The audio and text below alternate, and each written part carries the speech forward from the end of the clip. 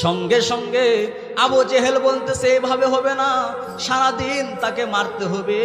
আবু জেহেল হুকুম দিল এ হযরত বেলালের জিকির বন্ধ করার জন্যে সারাদিন মারতে হবে। হযরত বেলালকে সারাদিন ধরে মেরেছে, পুরা কালো চেহারা রক্তাক্ত হয়েছে। আবু জেহেলের মতন পাষাণ হৃদয়ের মানুষ এসে বলতেছে রে মক্কার মোরেলেরা, মারতে বলেছি তাই বলে তোমরা এত মারবে?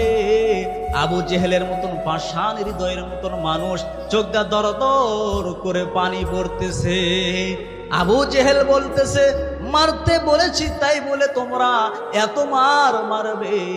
আবু জেহেলের চোখ দিয়ে দরদর করে পানি পড়তেছে। সমস্ত মক্কার মোরেলা বলতেছে নেতাজি আমরা সারাদিন ধরে মারলাম, তারপরেও তো আল্লাহর কালেমা ছাড়ে না, রাসূলের কালেমা ছাড়ে না। আবু জেহেল বেলালের মুখের কাছে কানটা লাগায় দেখতেছে, বেলাল আল্লাহ আল্লাহ আল্লাহ আল্লাহ বলতেছে। কিতাবের মধ্যে আছে কিভাবে বেলালের জিকির বন্ধ করা যায়। আবু জেহেল বলতেছে এইভাবে বন্ধ করা যাবে না, হযরত বেলালের জিহ্বার মধ্যে পেরাক মারা লাগবে। কি মারা লাগবে?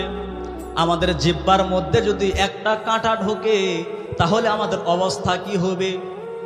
সেই জায়গায় আবু জেহেল বলতেছে এইরকম ভাবে জিকির বন্ধ করা যাবে না, এইভাবে জিকির বন্ধ করা যাবে না, তার জিহ্বার মধ্যে পেরেক মারা লাগবে। বর্তমান খেজুর কাটার মতন ওই সময় ছিল বাউল কাটা, ওই রকম 6টা কাটা হযরত বেলালের জিহ্বার ভিতর এই পর্দা ঢুকাইছে, ওই পার দিয়ে বের করেছে। বেলাল ওই ভগ্ন জবান নিয়ে আল্লাহ আল্লাহ জিকির করতেছে।